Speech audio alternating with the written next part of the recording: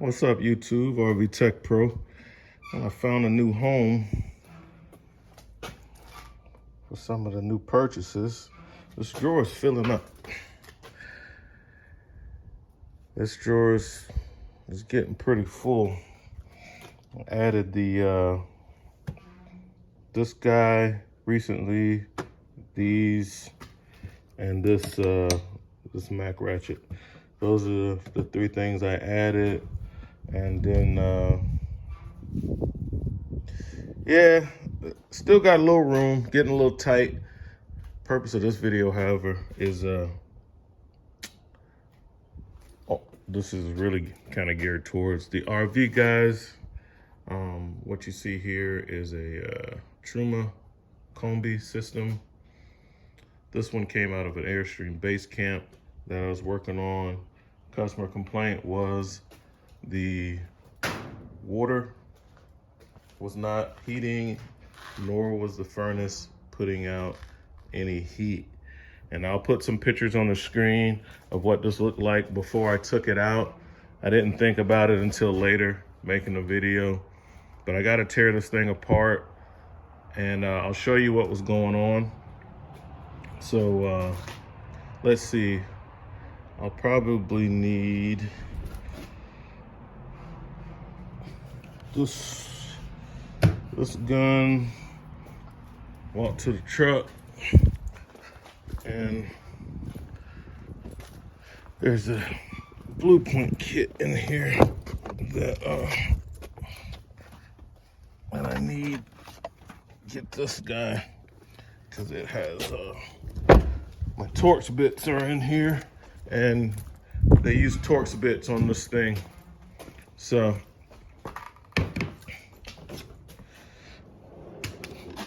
and the Mac sockets, I had one little space because this drawer was already full.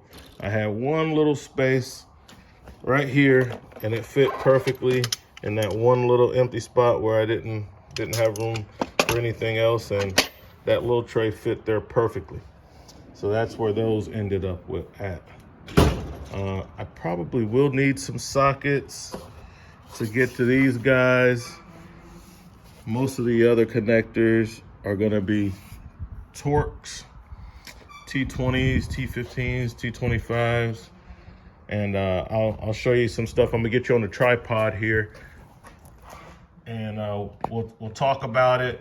I'll edit the video so I can put in pictures to explain a few things as we speak. All right. Let's see if we got a good shot.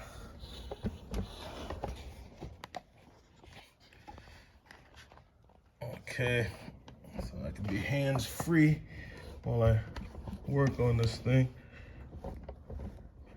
All right, we're in the shot pretty good there. All right, so this blue point kit is pretty cool. Don Master saw this on his channel when he got it. It's been great. I've been using it a lot, especially this. This is super helpful when you got to get, like when I was taking apart that Basecamp, I have some long DeWalt bits like this, and they were not long enough. And then I was like, man, I got that blue point kit. And when you take one of these bits and put them inside of here, well, let's go ahead and do it. What you end up with is a, let's get you down a little bit. It makes a really long bit that helped me out with an issue I was having on that Basecamp, because they're super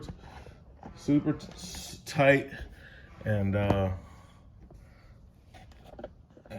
needed all the help I could get on that on that one. All right, so this extension is great. Not too long, not too short. Airstreams, they put those together. It's an aluminum construction inside out, and on the inside they use Phillip tip screws, and I was going underneath. I had to take apart the bed, half of the bed area, to get to it, and just the bit alone wasn't good enough. I was using a DeWalt bit. I was using my DeWalt impact driver, and I didn't have my long extendo that I normally have. I didn't have this flexible guy with me, which I'll probably be buying another one of those and putting on the truck. And I also have a long hex extension bit that I didn't have with me. So this saved the day. And I was able to reach up under the boards to get to the Phillip tip screws to take that apart so I can get to this guy right here. Okay, so quick sidebar. So that was really nice, and came in handy because it's all in one little kit. So I don't. This is nice, but it's all in one little kit. I can put two together and still have something just as long as that. Okay. So the Truma. So here's the case. The customer stated that the Truma system, which is a combination water heater and a furnace, was not working. The panel would light up and he would get an error code. So I'll put the pictures on the screen so you can see the error code he was getting. Now, when he first sent me, I asked him to send me a picture of it because all of my calls start with a phone call, right? And he sent me a picture. He says a little triangle is up, but the error code is up. All right, so that's tip number one.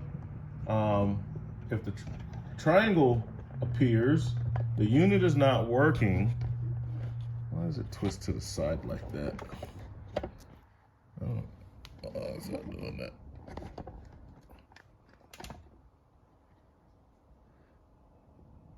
Anyway, you have to navigate using the knob on the Truma iNet control panel.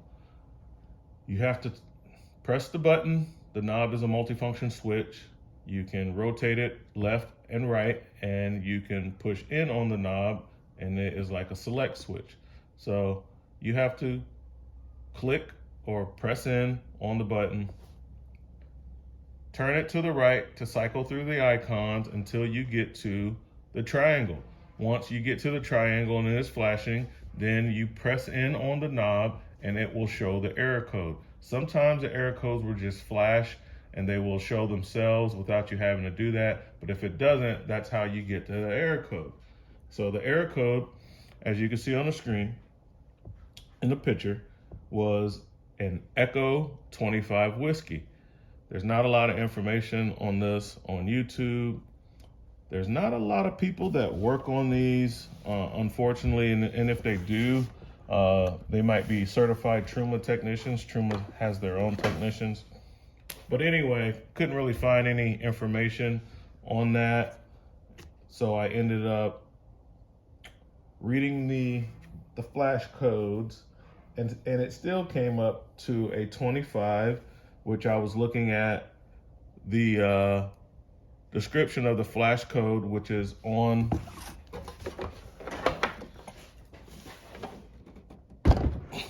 turn the unit around.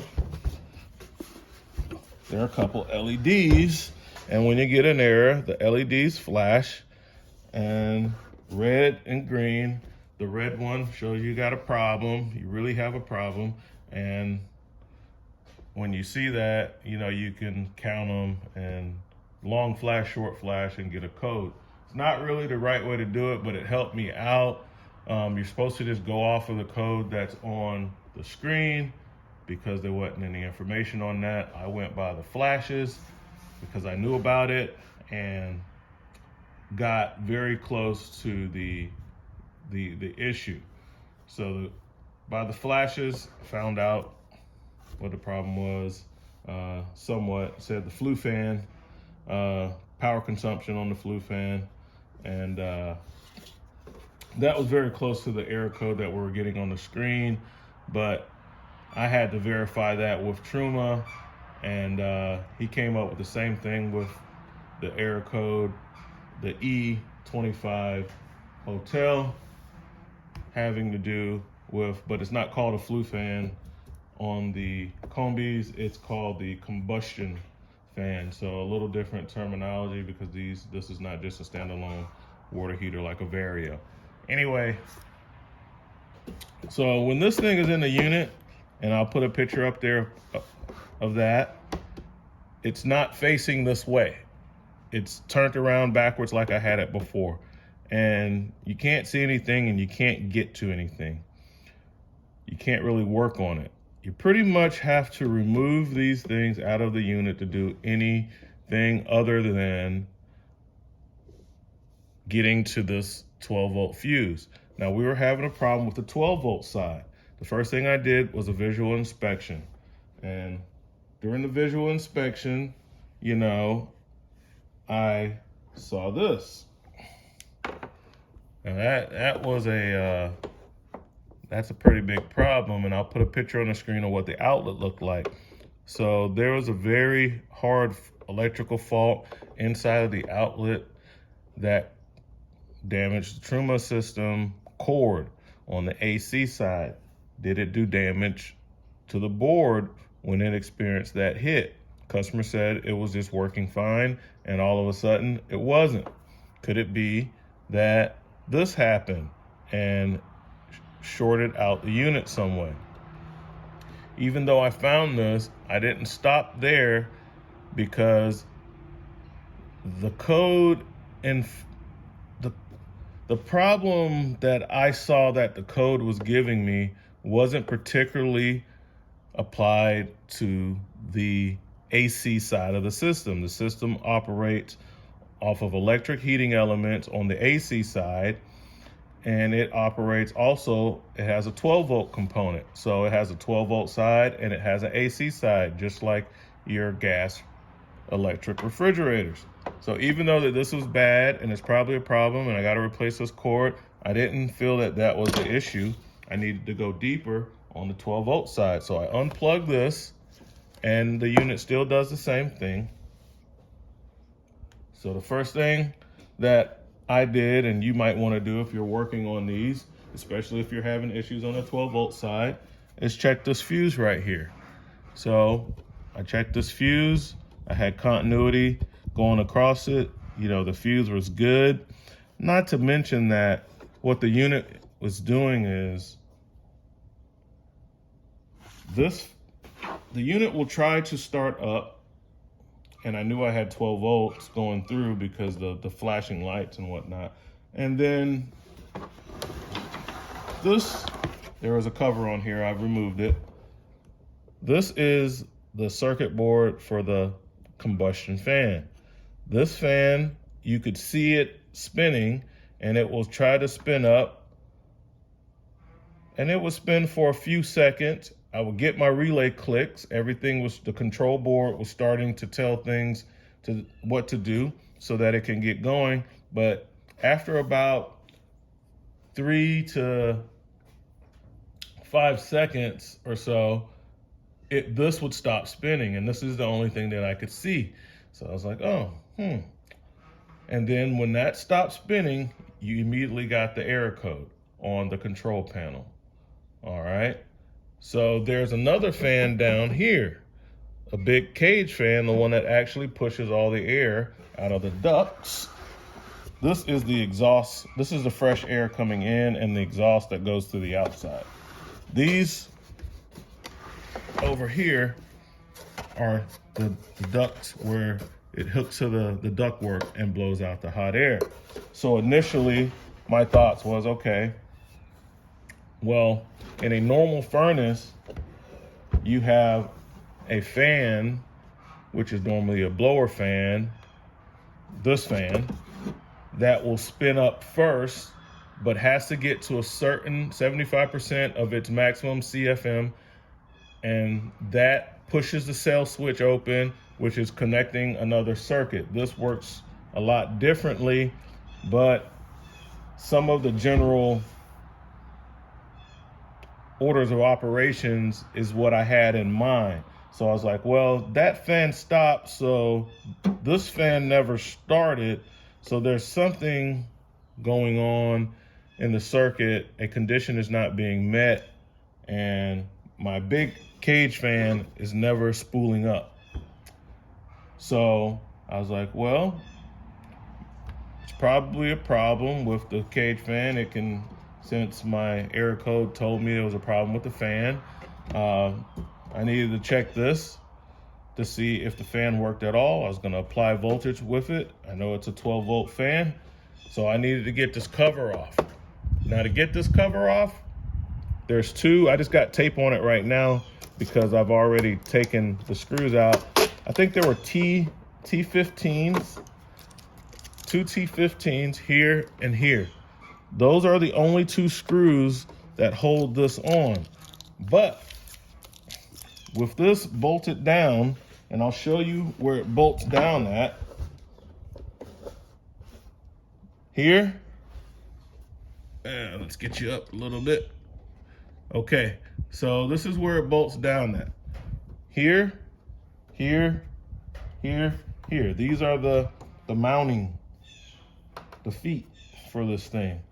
And as you can see, that cover wraps all the way around and part of it's under there. So you can't really take this off, especially in the Basecamp, because there's a water line that sits. There's a water line.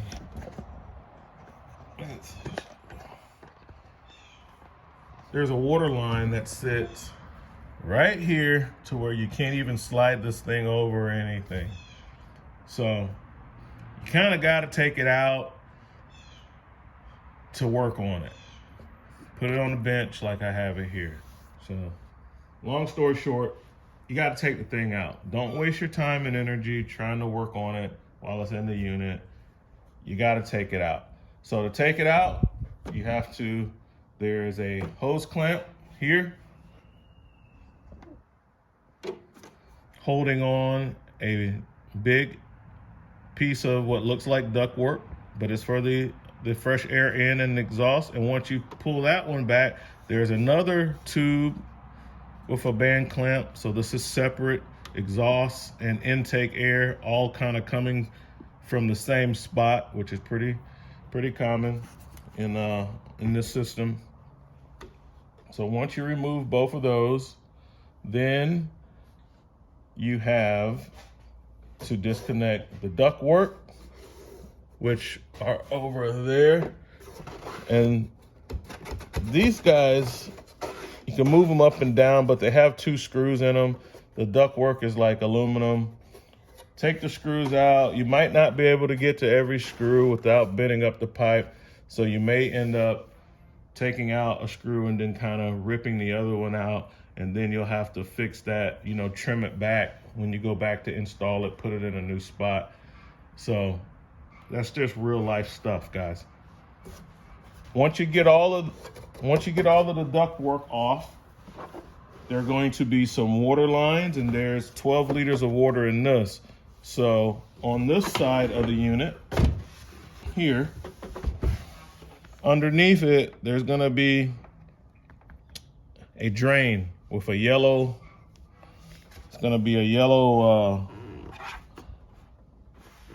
what this hooks to here, the cold water inlet. There's also a drain to drain the system. So the water comes in from the bottom. The inlet also acts as the drain. So these are like quick connect fittings, like you'd find on fuel lines. You have to push this in to get the fitting out. But the first, you want to use that yellow valve, open it to drain the water out. If you don't do that, all the water is going to come on the floor of the RV, and you don't want that. All right. You're gonna have, it's gonna take a 3/4 inch wrench to get the gas line off of here. Use a backup wrench on that. That's what that ledge is for. So once you remove the water lines, one was right here too. The quick connect, it stayed with the line. I disconnected it and pulled it off of the unit. This is the same way, but because it was a 90, it was easier to disconnect the PEX from here instead of trying to I couldn't really get back to here. So the connector is still on there, and they're just like little quick connects. So those are the only two water spots, a gas, the duct work. Now you're ready to disconnect the hex head bolts that are holding this thing down to the floor. In the base camp, they don't use the one over here because you can't get to it because of the cord and the duct work. So thankfully they didn't put one there. They just put one in the locations that you can get it in the other three mounts. Once you do that, you can remove this from the unit. Once you remove this from the unit, take out those two T15s, and now I'm gonna take this tape off of here that I put on here just for demonstration purposes so I can show you, because I've already been working on this thing. I already had this cover off before, and I left the screws in the I got a green snap-on organizer that when I'm taking stuff apart with multiple different screws, I use that, and I didn't want to remove it because I don't want my screws to get mixed up. And I'll get all that off of there.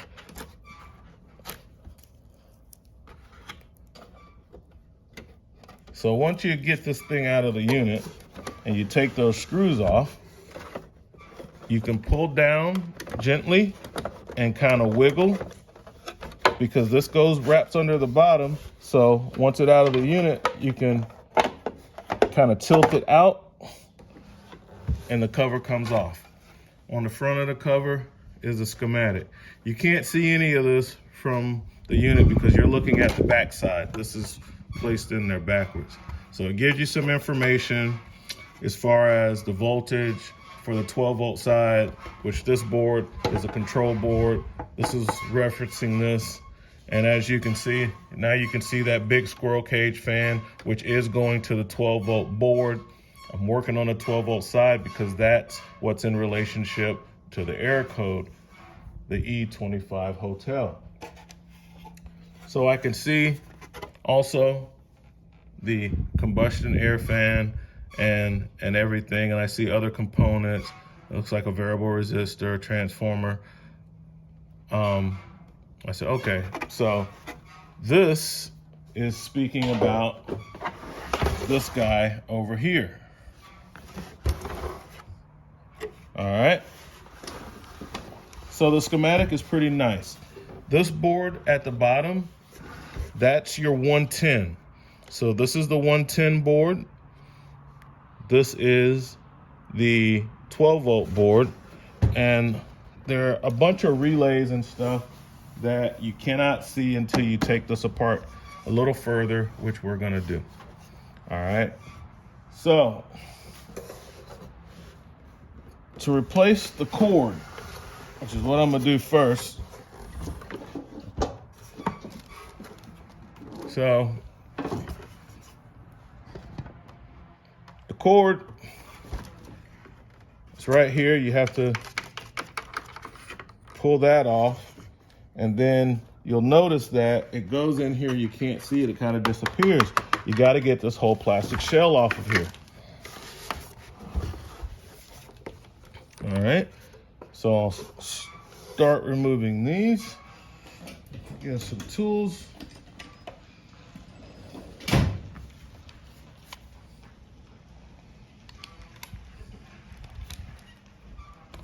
What's up, Big John? I'm all right. Pull on up, man. Got a customer pulling up, so I'm gonna go ahead and stop the video.